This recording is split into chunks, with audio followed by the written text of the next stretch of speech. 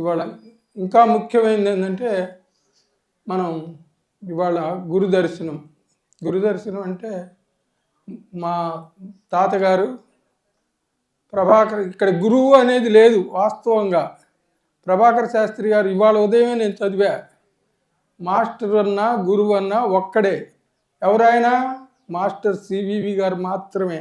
మీకు సభాముఖంగా మాట్లాడుతున్నా, ఎవరు తప్పని అనుకోండి, ఒప్పు అనుకోండి, మాస్టర్ అంటే మాస్టర్ సివివి గారు.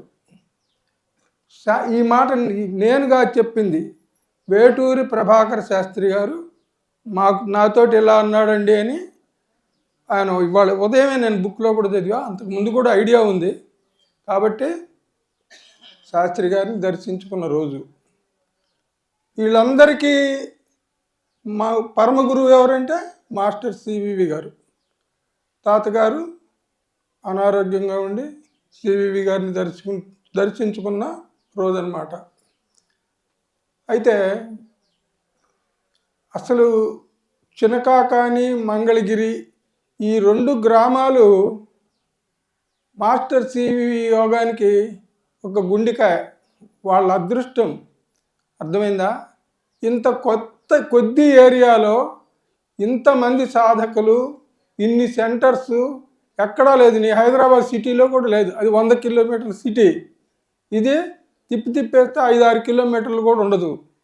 కానీ ఇన్ని సెంటర్స్ ఒక్క మంగళగిరిలోనే 3 సెంటర్స్ ఉన్నాయి. ఎర్రబాలెం సెంటర్ అని, సుగుణమ్మ గారి సెంటర్ అని, తాతగారి సెంటర్ అని. మంగళగిరిలో 3 నాకు తెలిసి ఇంకోటి కూడా ఉంది, మా WTT హోమియో రామారావు గారిది. అట్లా మంగళగిరిలో 4 ఉన్నాయి. చినకాకాంలో 2, తాతగారి ఇల్లు, ఆశ్రమం. ఈ మొత్తం కూడా ఇన్ని సెంటర్స్ ఎక్కడా ఉండవు. అంటే మన మాస్టర్ సివివి యోగానికి ఇదొక అద్భుతమైన ప్రదేశం. ఇదంతా ఎవరి దయ వల్ల జరుగుద్ది? మాస్టర్ సివివి గారి దయ వల్ల, శాస్త్రి గారి దయ వల్ల, తాతగారి దయ వల్ల. తాతగారు ఇక్కడ జీవించటం, 80 ఏళ్ళ దాకా ఇక్కడ వారు ఉండటం. అందులో వారు ఇవాళ సాధకులు కాదు, కొన్ని జన్మలుగా వారు సాధకులు. ఈ స్థల మహత్యం చెబుతాను. తాతగారి ఇంటి యొక్క గొప్పతనం ఎంతదంటే, నా స్నేహితుడు ఒకళ్ళకి 3 లక్షలు డబ్బులు ఇచ్చాడు. డబ్బులు అయితే ఇచ్చాడు, అవి వెనక్కి రావట్లా. నెత్తి నోరు కొట్టుకుంటున్నాడు. ఏంది నా పరిస్థితి, ఎట్లా ఇవ్వటల్లా? ఏం కాగితం లేదు, కరామత్తు లేదు. స్నేహంగా అడిగాడు, ఇచ్చేశాడు. నాకు కలిశాడు, ఇది ఇలా ఉంది, ఏం చేయాలన్నాడు. కరెక్ట్గా మొన్న పౌర్ణానికి ముందు రోజు ఈ ఇన్సిడెంట్ జరిగింది. సరే మనం ఆలోచిస్తే మనం ఎంత? తాతగారు చెప్పించాడు, గుర్తు చేశాడు ఆ ఇన్సిడెంట్ను. నువ్వు రేపు చినకాకంలో పౌర్ణమి ఉంది, ఇక్కడికి రా, పలానా చోట తాతగారి ఇల్లు అంటే ఎవరైనా చెబుతారు, నువ్వు అక్కడికి వచ్చి ప్రార్థన చేసుకొని అక్కడ తాతగారికి విన్నవిద్దు కానీ అని చెప్పంగానే పాప మా అబ్బాయి ఎంతో, నాకు పెద్ద పరిచయం కూడా కాదు, విశ్వాసంతో వచ్చాడు. వచ్చి తాతగారి ప్రేయర్ అయిపోయింది, లోపలికి పోయి దండం పెట్టాము. ఏం పర్లేదు, గురువుగారు చూసుకుంటాడు. మనం చెప్పేది అదే కదా, గురువుగారు చూసుకుంటాడంటే ఇంకా ఆయన నెత్తిని తోసేయటమే. మనం ఎలా తీర్చేది కాదు, పెట్టేది కాదు. పౌర్ణమి అయిపోయిందండి. మరుసటి రోజు పొద్దున్నే వాడు ఫోన్ చేశాడు, శివానందం గారు నా డబ్బులు వచ్చినాయి అన్నాడు. తెలిసిందా? ఇప్పుడు మీరు ఆ అబ్బాయిని మీరు ఫోన్ చేసి అడిగినా అదే రిజల్ట్స్ వస్తుంది. కొన్ని నెలల తరబడి వాడు అల్లాడి ఆకులు మేసినోడు గురువుగారి దగ్గరికి వచ్చి ఇట్లా తాతగారి దగ్గరికి వచ్చి నమస్కారం పెట్టుకుంటే మరుసటి రోజు చేతిలో డబ్బులు వచ్చినాయండి. ఇంకంతకన్నా మహత్తు కానీ, ఇంకా అంతకన్నా ఉన్నతమైన ప్రదేశం కానీ ఇంకోటి ఉంటుందా చెప్పండి? అది కాబట్టి మనకి ఏ సమస్య ఉన్నా మనం వచ్చి తాతగారికి విన్నవించుకుంటే మన కర్మ బాగలేకపోతే తప్ప వారికి మటుకు ఎలాంటి ఆటంకం ఉండదు. ఇక మన సబ్జెక్టులోకి వద్దాం. శాస్త్రి గారు, తాతగారు తాతగారిని శాస్త్రి గారు ఎంతగా నడుపుకుంటూ వచ్చాడంటే ఆయన గురువును మించిన శిష్యుడు అనిపించేదాకా తీసుకొచ్చాడు. అది మహత్యంతా శాస్త్రి గారిదే, కానీ మించింది ఎవరు? తాతగారు. తాతగారు ఎంత అబ్జర్వ్ చేస్తుంటారంటే, ఒక చిన్న 2 ఇన్సిడెంట్స్ చెప్పి మా అమ్మాయి ప్రజ్ఞా ప్రభాకర్ అని చెప్పమంది, దాంట్లోకి వెళ్దాము. తాతగారు ఎక్కువగా గుంటూరు వస్తుండేవాడు. గుంటూరు వస్తుంటే గుంటూరు నుంచి ఇక్కడికి ఏంది బస్సుకు రావడానికి వీలుండదు, అక్కడి నుంచి నడిచి రావాలి. అప్పుడు వారి వయసు ఎంత? 85 ఏళ్ళు. ఎవరో ఒకడు బండి పట్టుకొని ఆయన వస్తారంటే కాచుకొని కూర్చుంటారు. ఆ బండి మీద ఎక్కించుకొని తీసుకొచ్చి ఇక్కడ దించేసి వెళ్ళిపోతాం. ఆ రోజు మా స్నేహితుడు ఉమామహేశ్వరరావు అనేవాడికి డ్యూటీ పడింది. ఆ అబ్బాయికి ఒక కొడుకు ఉన్నాడు. ఆడు 12 ఏళ్ళు 11 ఏళ్ళు, కొంచెం తుంటారు వాడు. అయితే బండి తీసుకొచ్చాడు, వాళ్ళ అబ్బాయిని ఎక్కించుకొని. పిల్లలకి ఏంటంటే బండి మీద తిరగటం అంటే బాగా ఇంట్రెస్ట్. తండ్రి కూడా కాదని లేక బైక్ మీద ఎక్కించుకొని వచ్చాడు. రాగానే తాతగారు ఇంటికి వచ్చారు. బయటకు వచ్చినాక తాతగారికి కొద్దిగా అనుమానం వచ్చింది, వీడి బండి ఎక్కితే నేను చినకాకాని చేరతానా? వినండి, అంటే ఎంతటి మహానుభావుడికైనా ఆ ట్రిక్ అనేది గురువు యొక్క ప్రేమ తెలియటం కోసమని గురువే చేస్తాడు ఈ ట్రిక్ కూడా. శాస్త్రి గారు చేసిన మాయే, తాతగారు మాయలో పట్టం కాదు. తాతగారు నిన్నింతగా కాపాడుతున్నాను రా అని, తాతగారు ఇంతగా కాపాడుతున్నానని తాతగారికి తెలియాలి. ఎప్పుడు తెలుస్తుంది? ఏదో ఒక ఇన్సిడెంట్ జరిగితే తెలుస్తుంది. కానీ ఇప్పుడు వాడికి 3 లక్షల డబ్బులు వచ్చినాయి కాబట్టి మనం ఈ స్థల మహత్యం అనుకున్నాం, కానీ ఆ డబ్బుల సంగతి జరగలేదనుకో, మనం ఆ స్థలం విలువ మనందరికీ ఎట్ట తెలిసేది? తెలియదు కదా. అట్లా దాని విషయం తెలియటం కోసమని ఆయన ఆలోచనలో పడతాడు. బండి ఎక్కాలా వద్దా? వీడు ముందు కూర్చుంటాడు, వాడు హ్యాండిల్ ఇట్ట అన్నాడు అనుకో, తక్కువ ఏమైద్ది? బండి కింద స్లిప్ అవుద్ది, ఏదైనా జరగవచ్చు అని ఆలోచిస్తూ బండి తటపడాయిస్తున్నాడు. ఈ అబ్బాయికి తెలియదు ఈయన మనసులో ఉన్న ఆలోచన, వీడికేం తెలుస్తుంది? వెంబడే శాస్త్రి గారు ప్రత్యక్షం అయ్యారు. ఎవరికి? తాతగారికి. అరే ఏంది ఆలోచిస్తుంది? రాగానే ఈయన ఫస్ట్ ఏం చేస్తాడు? నమస్కారం పెడతాడు. వాళ్ళ గురువు గారు కనపడితే ఏం చేస్తాడు? శాస్త్రి గారు కనపడంగానే నమస్కారం అండి అన్నాడు. ఏందిరా ఆలోచిస్తున్నావు బండి ఎక్కడానికి? వాడు హ్యాండిల్ దగ్గర కూర్చుంటే నేను వీల్ దగ్గర కూర్చుంటారా? హ్యాండిల్ తిప్పేది దేన్ని? వీల్నే కదా. వీల్ తిరిగితేనే కదా బండి ఏదైనా తేడా జరగటానికి. వీల్ తిరగలేదనుకోండి, హ్యాండిల్ తిప్పినా ఏమవుద్ది? ఏం కాదు. అది నేను వీల్ దగ్గర కూర్చుంటారా? నీకేం భయం లేదు, ఎక్కువ అన్నాడు. చెంపలేసుకున్నాడు, ఈయన బండి ఎక్కాడు, వచ్చాడు. దాని వరకు ఇది పాజిటివ్. ఏమని? మనకు గురువుగారు బాగా అద్భుతంగా కాపాడాడు, మంచి నోట్స్ ఇచ్చాడు అనుకున్నాం. అలాంటిది ఒకసారి ఇక్కడే ఇందాక నాటికలో కూడా చూపించారు వాళ్ళు, అంతే. మీకు అంత వివరంగా అర్థమైందో కాలేదో. తాతగారు 8:30 అయింది. అమ్మగారు అన్నం వడ్డించారు. అన్నం వడ్డించిన తర్వాత పిలిచింది అమ్మగారు. పిలవంగానే ఏంటంటే, అన్నం పెట్టిన తర్వాత అన్నం మన కోసం ఎదురు చూడకూడదని ఒక శాస్త్రంలో మనం అనుకుంటాం.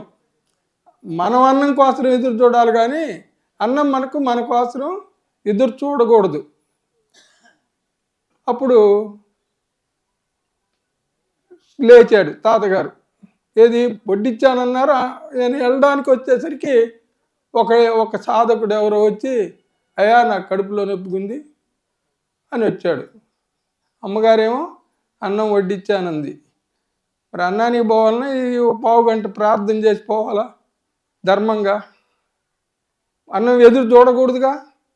నాయన ఇప్పుడే వస్తాను, అన్నం తిని కూర్చోరా అని వెళ్ళాడు. ఒక్క అడుగేశాడు. ఆ పెద్ద బోధి ఉంటుంది, మోరెత్తి ఉంటుంది. ఆ బోధి మీద శాస్త్రి గారు ఆ నిలువు బోధ అటు ఇటు 2 చేతులు అడ్డం పెట్టి ఎదురుగా నిలబడ్డాడు. ఎవరు? ప్రభాకర్ శాస్త్రి గారు. తాతగారికి ఆయన చూడంగానే అసలు ఏం తప్పు చేశానని ఆలోచనలో లేడు కదా. నమస్కారం పెట్టాడు ఆనందంగా, గురువుగారు కనపడ్డాడని. అనగానే, అరే నేను వచ్చిన ఇంతే చెప్పి భోజనానికి పోతావా, నన్ను వదిలిపెట్టి నువ్వు భోజనానికి పోతావా అన్నాడు.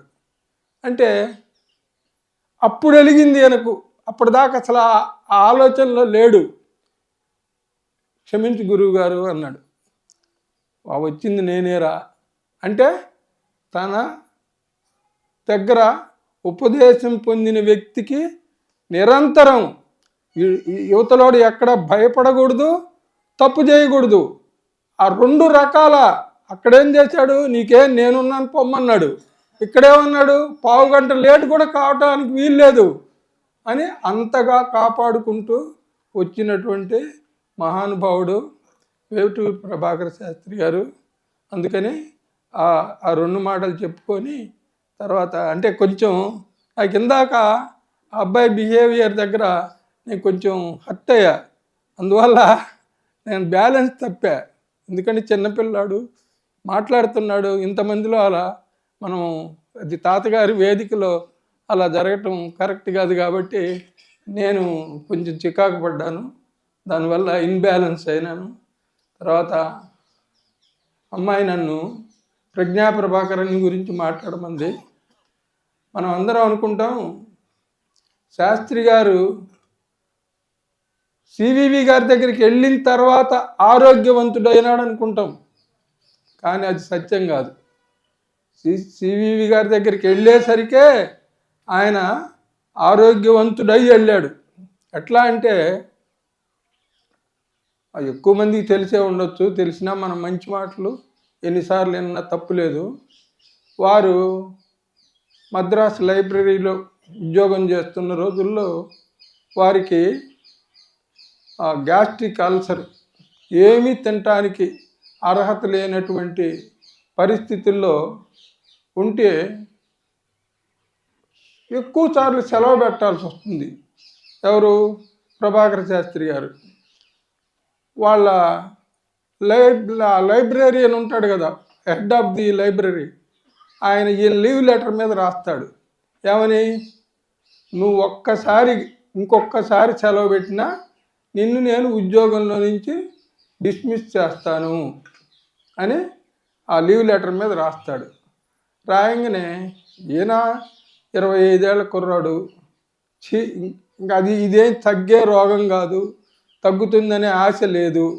కాబట్టి ఆయనతో ఉద్యోగం తీసేయించుకొని నేను మళ్ళీ ఇంటికి ఏం పోతాను, హరిద్వారం వెళ్ళి మన శరీరాన్ని ఆ గంగలో వదిలేద్దామని నిర్ణయానికి వస్తాడు.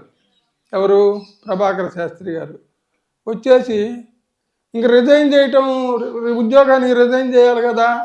ఆ రిజిగ్నేషన్కి నేను పోయి ఆఫీసర్ని కలిసి ఆ రిజిగ్నేషన్ లెటర్ ఇవ్వటం, మళ్ళీ ఆయన దగ్గర నేను ఉద్యోగాన్ని తీసేస్తానని వార్నింగ్ ఇచ్చాడు కదా, ఆయన్ని ఫేస్ చేయటం ఎందుకు?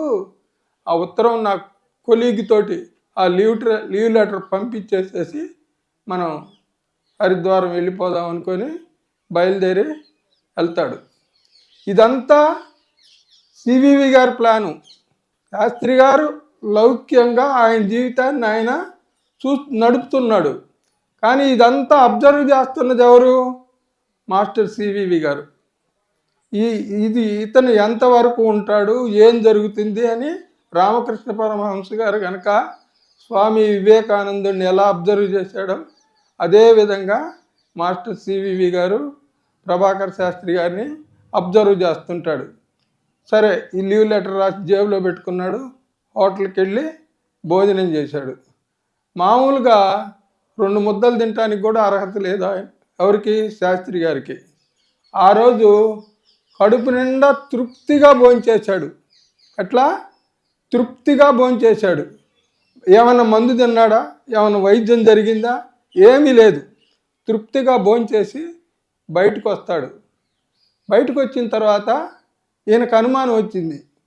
నేనేంది ఇంత భోజనం చేయటం ఏంది, అసలు ఇప్పుడు నాకేం బాధ లేదు. సరే అయితే హరిద్వార్ ప్రయాణం మానుకొని వెళ్ళిపోయి ఉద్యోగంలో జాయిన్ అవుదామా, రెసిగ్నేషన్ డ్రాప్ చేసుకుందామా అనే ఆలోచనకు వస్తాడు శాస్త్రి గారు. మళ్ళీ ఆయనలో ఆయనే నో, హరిద్వార్ వెళ్దాం, వెళ్ళిన తర్వాత అక్కడ నిర్ణయం తీసుకుందాం, సెకండ్ స్టెప్ అనుకొని ఆయన బయలుదేరి రోడ్డు మీద పోతుంటే స్నేహితుడు అబ్బూరి జగన్నాథరావు గారని కనిపించి, ఈయన 3 సంవత్సరాల కిందట కలిశాడు. అప్పుడు చాలా ఆరోగ్యంగా ఉన్నాడు. ఎవరు? శాస్త్రి గారు. ఈ 3 సంవత్సరాలు సిక్ అయ్యేసరికి ఈయన స్కెల్టిన్ లాగా తయారయ్యాడు. ఈయన అసలు ఆయన గుర్తుపట్ల. ఎవరు? జగన్నాథరావు గారు. మీరు ప్రభాకర్ శాస్త్రి గారేనా అని అడిగాడు. అనగానే అవును, నేను ప్రభాకర్, నేను 3 ఏళ్ల నుంచి అనారోగ్యంగా ఉన్నాను అని లోపలికి వెళ్తాడు. వెళ్ళంగానే వాళ్ళ బావగారు పోతురాజు నరసింహం గారని, ఆయన ఫిలాసఫీ లెక్చరర్. ఆయన ప్రభాకర్ శాస్త్రి గారికి కూడా తెలుసు. ఎందుకంటే ఈయన లైబ్రరీలో ఉద్యోగం కదా, అందరు వస్తుంటారు లైబ్రరీకి ఆ చదువుకున్న వాళ్ళందరూ వస్తుంటారు. ఆయన పరిచయం, ఆయన అంతకుముందే తెలిసిన ఆయన మాస్టర్స్ ఇట్లా నువ్వు గనక కుంభకోణం వెళ్తే నీకు ఆరోగ్యం చేకూరుతుంది అని చెబుతాడు. ఆయన చెబుతుంటే ఎవరు? పిఎన్ గారు మాస్టర్ సివివి గారి గురించి చెబుతుంటే ఈయన శరీరంలో ఉన్నటువంటి చెడంతా ఎడం వైపు నుంచి బయటికి వెళ్ళిపోతుంటుంది. చెడంతా బయటికి వెళ్ళిపోతుంది. కుడివైపు నుంచి ఆయన ఎంత వివరంగా రాశాడని, దూరి మంచి అనేదట దూరి ప్రవేశించిందట. ఎవరిలో? ప్రభాకర్. అంటే అక్కడే ట్రీట్మెంట్ అంతా జరిగిపోతుంది. ఎవరికి? శాస్త్రి గారికి. చెడంతా వెళ్ళిపోయింది, మంచి అంతా లోపలికి ప్రవేశించింది. ఆయన మాట్లాడుతుంటే ఈయనకు అద్భుతంగా అనిపించింది. అయిపోయింది. తర్వాత ఆయన అడుగుతాడు, మరి నువ్వు వెళ్తానంటే నేను లెటర్ రాసిస్తాను సివివి గారికి, వెళ్తావా అంటాడు. అంటే ఆయన మరి ఇట్లా మానేస్తే నాకు ఒక్కరోజు సెలవు పెడితే నన్ను ఉద్యోగంలోంచి డిస్మిస్ చేస్తానన్నాడు మా ఆఫీసరు, మరి ఉద్యోగం పోతుందిగా అన్నాడు. భగవత్ సృష్టి చూడండి. ఆ నిమిషంలోనే వాళ్ళ లైబ్రరీ గారు ఫ్రెండ్ని తీసుకొచ్చి ముందే కూర్చోబెట్టాడు. ఎవరు? మాస్టర్ సివివి గారు. ఆ లైబ్రరీయన్ యొక్క ఫ్రెండ్ వచ్చి ఈ పిఎన్ గారి దగ్గర ఎదురుగా కూర్చొని ఉంటాడు. వీళ్ళిద్దరు సంభాషణ విన్న తర్వాత ఆయన అంటాడు, మీ లైబ్రరీ ఆఫీసర్ నాకు ఫ్రెండ్ అయ్యా, నువ్వు కూడా ఆయన నువ్వు లీవ్ లెటర్ కూడా నువ్వు ఆయనకి పోయి ఇవ్వక్కర్లేదు, ఆ లీవ్ లెటర్ నా మొహాన్ భారీ, నీ లీవ్ నేను శాంక్షన్ చేయిస్తాను అని తీసుకుంటాడు. తీసుకొని వెళ్ళిపోతాడు. వెళ్ళిపోయిన తర్వాత కుంభకోణం చేరుతాడు. ఉదయం 8 గంటలకల్లా వెళ్ళేసి ఒక బుట్టెడు మామిడి పండ్లు కొనుక్కుంటాడు. మరి పెద్దవాళ్ళ దగ్గరికి పోయేటప్పుడు ఉత్త చేతులతో పోకూడదు కదా. ఒక బుట్టెడు మామిడి పండ్లు కొనుక్కొని ఒక ఎద్దుల బండి ఎక్కి సివివి గారి ఇంటికి తీసుకెళ్తుంటాడు. ఈ బండి వాడికి ఉద్యోగం ఏంది అంటే రోజు ఇదే ఉద్యోగం. ఆ రోజుల్లో మెడికల్ సైన్స్ ఏమీ లేదు అసలు. ఇప్పుడు 1911, 1910 ప్రాంతంలో ఏదన్నా ఇట్లా ఆధ్యాత్మికంగానో లేకపోతే అనారోగ్యం వచ్చిందంటే మనం పత్యాలు చేసుకుంటూనో నయం చేసుకోవాల్సిందే, కానీ మెడికల్గా లేదు. రోజు సివివి గారింటికి ఎవరో ఒకడు వస్తుంటాడు ఆ రైలుకి. వాడిని తీసుకురావటం ఈ బండి వాడి డ్యూటీ. వాడు అనారోగ్యంతో వెళ్ళేటప్పుడు ఏం చెబుతాడు? నాకు ఇది బాధ ఉంది, అది బాధ ఉంది, ఇది బాధ ఉంది, అది బాధ ఉంది చెబుతుంటాడు. మళ్ళీ రిటర్న్ వచ్చేటప్పుడు నాకు అది తగ్గిపోయింది, ఇది తగ్గిపోయింది. బండి వాడికి ఏంది, వీళ్ళని రోజు అలవాటు అయిపోయింది. ఇంకా ఈయన క్లాస్ బీకటం మొదలుపెట్టాడు. బండి తోలేవాడు, అయ్యా సివివి గారు అంతటి మహానుభావుడు, ఇంతటి మహానుభావుడు, ఆయన కట్ట తగ్గింది, ఆయన పక్షవాతం తగ్గింది, ఆయనకి టీబీ తగ్గింది, ఇంకో అట్లా వరుస పెట్టి పాఠం చెప్పేసరికి శాస్త్రి గారికి సివి గారి ఇంటి దగ్గరికి పోయేసరికి అసలు ఈయన పేషెంట్ అన్న సంగతి మర్చిపోయాడు. అంతటి ధైర్యం క్రియేట్ అయిందనమాట ప్రభాకర్ శాస్త్రి గారికి. అక్కడికి వెళ్ళంగానే అక్కడ ఒక స్వాముల వారు ఉంటాడు. ఆయన అక్కడ ఏంటంటే అది మెడ్రాస్ స్టేట్లోనే మిడిల్, అక్కడ తెలుగు పదం అనేదే ఉండదు, పూర్తిగా అరవ భాషే. మనది కంబైన్డ్ స్టేట్ అయినా అది బాగా సముద్రానికి దగ్గర, అక్కడ తెలుగు అనేది ఉండదు. అయితే ఆయన కొన్ని సంవత్సరాలు ఈ కృష్ణా జిల్లాలో ఉద్యోగం చేసి ఆ స్వామీజీ ఆ ఉద్యోగానికి వాలంటరీ రిటైర్మెంట్ చేసి వెళ్ళిపోయి దేశమంతా తిరిగాడు. ఆయన ఎక్కడ గురువులు మంచి గురువు దగ్గర చేరాలని ట్రై చేస్తే మంచివాడు ఎవడు దొరక్క చివరికి సివివి గారి దగ్గర శిష్యరికం చేస్తుంటాడు ఈ స్వామీజీ. ఈ మనకేంది, మనం పంచెలు కట్టుకుంటాం, అర్రవాళ్ళు దీన్ని అడ్డపంచి కడతాడు. ఈయన గెటప్ చూడంగానే ఆ స్వామీజీకి ఈయన తెలుగువాడని అర్థమైపోయింది.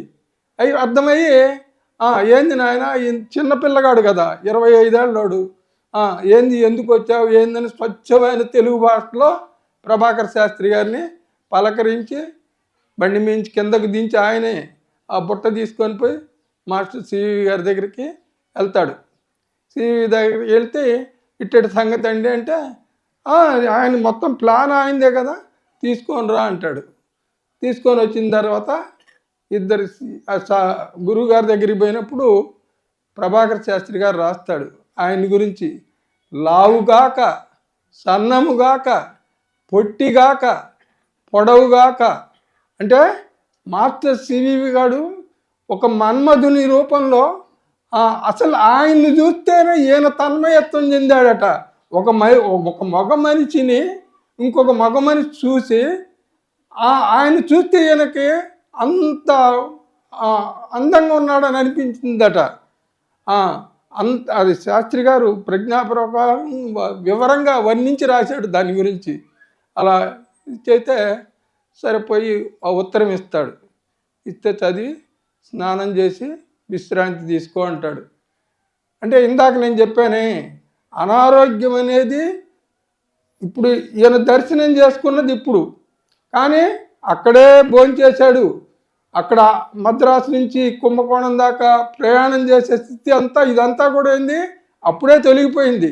ఇది క్యాజువల్గా ఆయన దగ్గరికి రప్పించుకోవడానికి వేసిన ప్లానే కానీ అనారోగ్యం కాదు అది.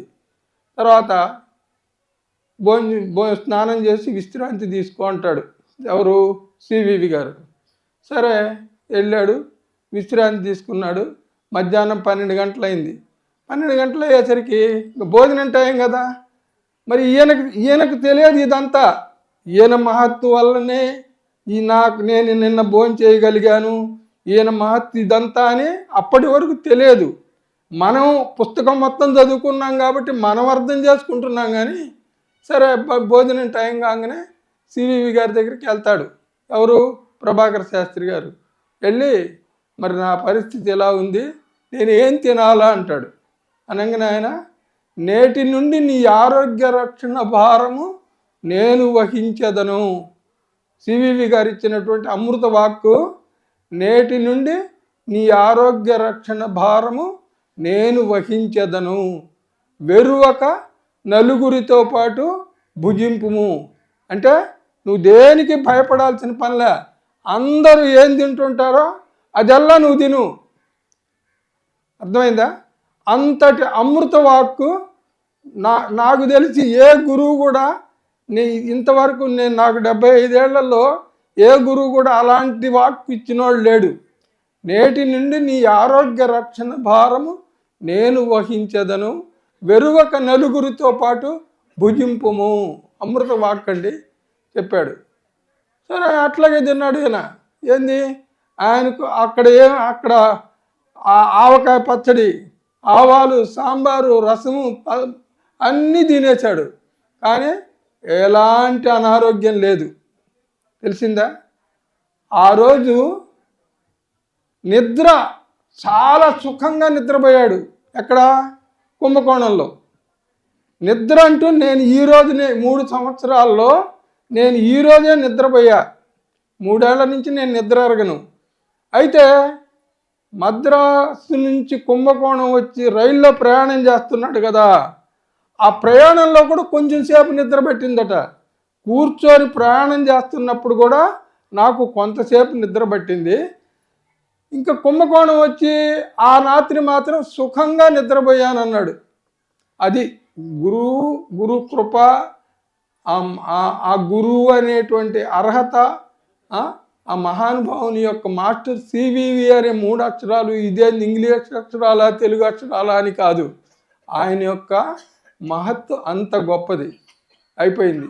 ఆ రోజుతోటి పూర్తిగా అనారోగ్యం తొలగింది. సరే, ఆ రోజు సాయంత్రం 6 గంటలకి శాస్త్రి గారికి మంత్రోపదేశం, ఇనీషియేషన్ అంటారు దాన్ని, ఇనీషియేషన్ ప్రోగ్రాం ఫిక్స్ అయింది. ఫిక్స్ అయితే అప్పుడు ఇట్లా మనలాగా కూర్చొని ప్రేయర్ చేయటం కాదు, దానికి ఒక ప్రొసీజర్ ఉంది, ఒక అప్లికేషన్ ఫారం ఉంటుంది. దాంట్లో వాడు నేను మద్యం సేవించను, వ్యభిచరించను, పరుల సొమ్ము నేను దొంగిలించను అని కొన్ని సిద్ధాంతాలు ఉంటాయి. వాటన్నిటినీ రాయించి దాని మీద అప్లికేషన్ ఫారం మీద ఈ సభ్యత్వం అది అప్పుడేంది, ఆయన గురువు అనే మాట కానీ అసలు అదంతా డిఫరెంట్. ఆయన పరమ ప్రేమ, యోగా ఫ్రెండ్స్ సొసైటీ. ఆయన ఎక్కడ కూడా నేను గురువును అనే మాట అండు. ఎవరు? మాస్టర్ సివివి గారు, ప్రభాకర్ శాస్త్రి గారు కాదు, మాస్టర్ సివివి గారే నేను గురువు అనే మాట ఎక్కడ అనలే. యోగా ఫ్రెండ్స్ సొసైటీ, అర్థమైందా? డియర్ ఫ్రెండ్స్ అని పిలుస్తాడు. ఎంత గౌరవం ఇస్తాడు. తన దగ్గర మంత్రోపదేశం తీసుకున్న వ్యక్తుల్ని డియర్ ఫ్రెండ్స్ అని పిలుస్తాడు. అంతటి మహానుభావుడు. మనకు అసలు ఏ శక్తి ఏమి ఉండదు, కానీ మనం ట్రాన్స్లోకి వెళ్ళిపోతుంటాం. నేను ట్రాన్స్లో ఉన్నాను, నన్ను నువ్వు డిస్టర్బ్ చేసావా అంటాడు. అసలు ట్రాన్స్లో ఉన్నోడికి ఇది గుర్తురాదు. అర్థమైందా? ట్రాన్స్లో ఉన్నోడికి వీడు డిస్టర్బ్ చేస్తా బయటకు వస్తాడండి ఎవడన్నా ట్రాన్స్లోకి పోయినోడు. ట్రాన్స్ అంటే అసలు దాని ఇంగ్లీష్ అక్షరం స్పెల్లింగ్ తెలియదు, అది ఎలా ఉంటుందో కూడా తెలియదు, కానీ బాణాలు అయితే వేస్తారు. ట్రాన్స్లో ఉన్నా నా ట్రాన్స్ డిస్టర్బ్ చేసావు అంటాడు. సరే, సివివి గారు దగ్గరికి వెళ్ళి సాష్టాంగ దండ ప్రమాణం చేసి నాకు మంత్రోపదేశం చేయమని అభ్యర్థిస్తాడు. సరే, ఆయన మంత్రం చెబుతాడు. వెళ్ళి ప్రార్థనా మందిరంలో ప్రేతాసనమున శయనింపుము అన్నాడు. ఏమన్నాడు? ప్రేతాసనమున శయనింపుము అంటే ఈ పద్మాసనము, ఏ బాసిపాట్లు వేసుకొని కూర్చోవడం కూడా కాదు, ప్రశాంతంగా పడుకోవటమే. పడుకొని మంత్రం జపించాలి. ప్రేతాసనమును శయనించి ఉపదిష్టమును ఒక్కమారు స్మరించి ఉచ్చరించి కనులు మూసుకొని శరీరము లోతట్టున ఏమి జరుగుతున్నదో సాక్షి మాత్రుడవై పరిశీలించుచుండుము. చాలా, ఇది కొత్త వాళ్ళకి చాలా ఇంపార్టెంట్. వాళ్ళకి 100 అనుమానాలు వస్తాయి. ఏంది ఒక్కసారి అంటే ఏంది? ఒక్కసారే అనమన్నాడు. స్మరించి మనసులో అనుకో, నోటితో ఉచ్చరించు, కనులు మూసుకొని శరీరము లోతట్టున ఏమి జరుగుతున్నదో సాక్షి మాత్రుడవై పరిశీలించుము. నీలో ఏమన్నా మార్పు జరుగుతుందేమో చూస్తూ ఉండు. కొంతమంది జరుగుతుంది, కొంతమంది జరగకపోవచ్చు. అర్థమైందా? మనస్సు బహిర్ముఖముగా ఎక్కడికేని పోనిమ్ము. మనస్సు బహిర్ముఖముగా ఎక్కడికేని పోనిమ్ము. టైం అయిందా? నీవై అరికట్టవలదు. మనం ఏమనుకుంటాం దండం పెట్టుకున్నప్పుడు? మనం ఏ రెండో ఆలోచన ఏం రాకూడదు. అచ్చం మాస్టర్ సివివి గారు లేకపోతే తాతగారు గుర్తు రావాలా. ఇంక ఇది ఎక్కడికన్నా పక్కకు పోయిందనుకో మనకు యోగం అవ్వటల్లా, మనం వేస్ట్ ఫెలోసు అని మనం ఫీల్ అవుతాం.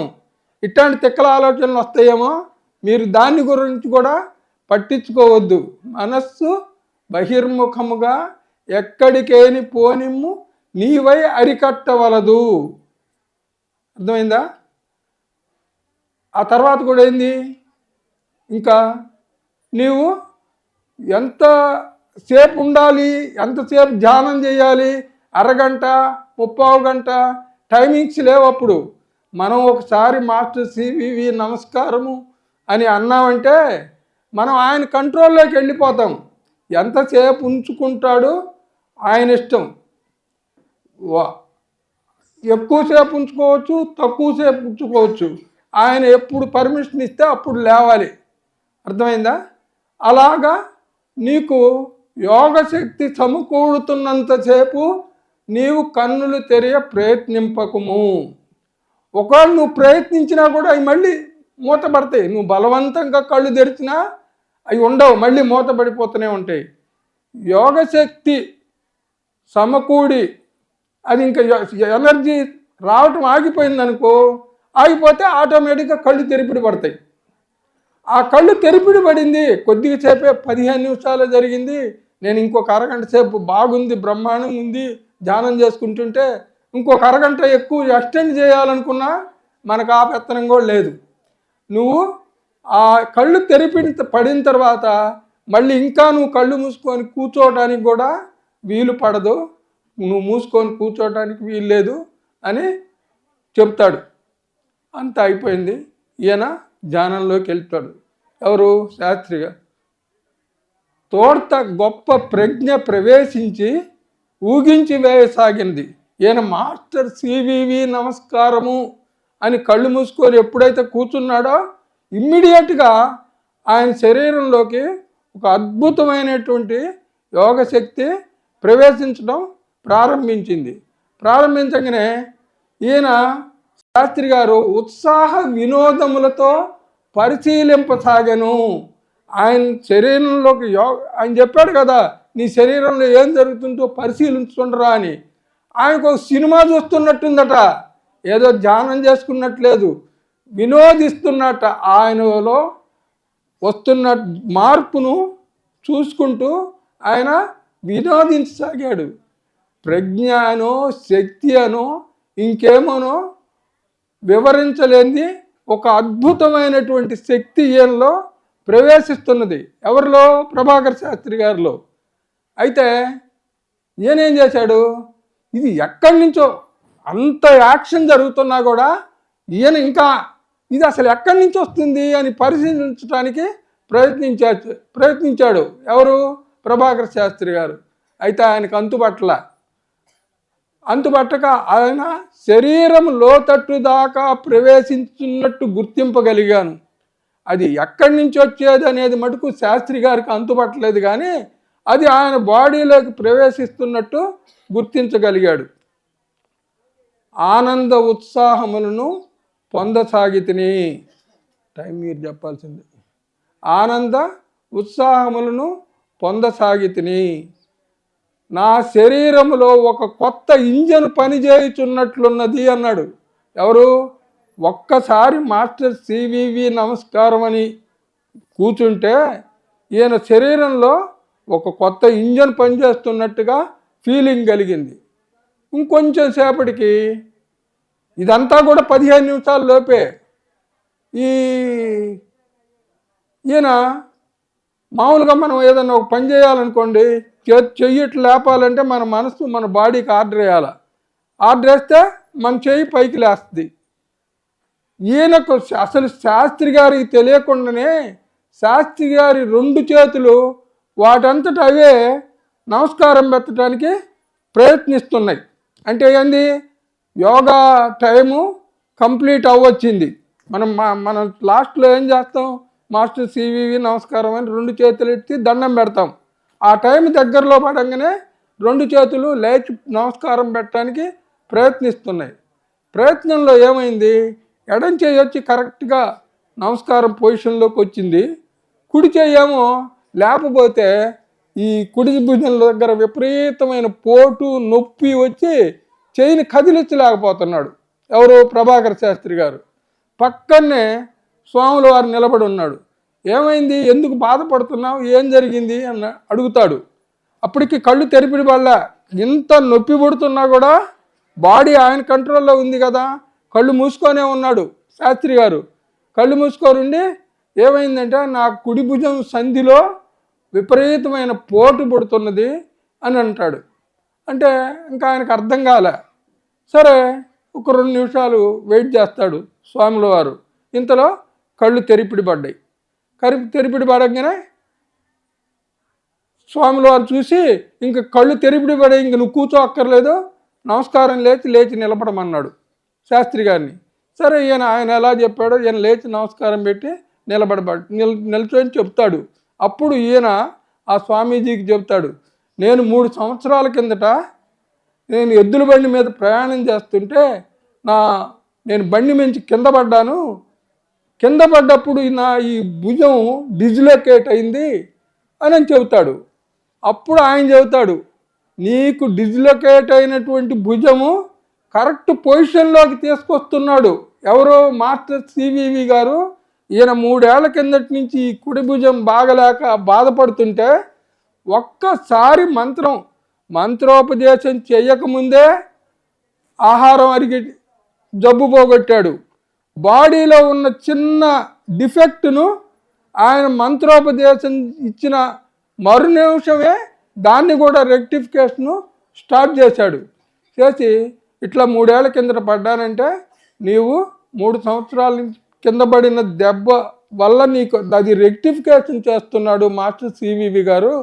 నీకు గనక ఆ కుడి భుజంలో గనక తేడా లేకపోయినట్టయితే ఎడం చెయ్యి ఎలా నమస్కారం చేసిందో కుడి చెయ్యి కూడా అలాగే వచ్చి నమస్కారం చేసుకునేది. ఈ యోగంలో మన ప్రయత్నం లేకుండా ఎవరికైతే 2 చేతులు వాటంతటా అప్రయత్నంగా నమస్కారం చేస్తాయో వాడికి యోగం అద్భుతంగా అబ్బుతున్నదని నిదర్శనం. మనకు ప్రూఫ్ ఏంది అంటే మన ప్రయత్నం లేకుండా 2 చేతులు వచ్చి ఎప్పుడైతే నమస్కారం చేస్తాయో ఆ వ్యక్తికి అద్భుతమైన యోగశక్తి సమకూడుతున్నది అని మనకు ఒక నిదర్శనం ఇది. నువ్వు వెళ్ళి మాస్టర్ సివి గారి దగ్గరికి వెళ్ళిపోయి ఈ విషయం చెప్పుకో, సంతోషంగా నీకు చాలా మంచిగా యోగశక్తి సమకూడుతున్నది, వెళ్ళి ఈ విషయం మాస్టర్ సివి గారికి విన్నవించుకోమని చెప్తాడు స్వాముల వారు. అప్పుడు శాస్త్రి గారు వెళ్ళి మాస్టర్ సివి గారికి నమస్కారం చేసి, అయ్యా నేను ధ్యానంలో కూర్చుంటే నాకు ఎలా జరిగింది అంటే వారు ఏమంటారు, తనివితో ఉండుము అన్నాడు. అప్పుడు భాష మనకన్నా కొంచెం గ్రామ్యంగా ఉంటుంది. తనివితో ఉండుము అంటే సంతోషంగా ఉండు అని చెబుతాడు మాస్టర్ సివివి గారు. ఆ రోజు అయిపోతుంది. 2 నిమిషాలు సరే, ఇంకా మళ్ళీ తర్వాత పేరాలోకి పోతే టైం చాలదు. మీకు అర్థమయ్యే రీతిలో చెప్పాను, అర్థం కాని రీతిలోనే చెప్పాను. నన్ను ఆయన ఎట్ట వాగిచ్చాడు అట్లా మాట్లాడాను. టైం అయిపోయింది. మాకు ఈ అవకాశం ఇచ్చినందుకు మా బంగారు తల్లికి ధన్యవాదాలు. సెలవు.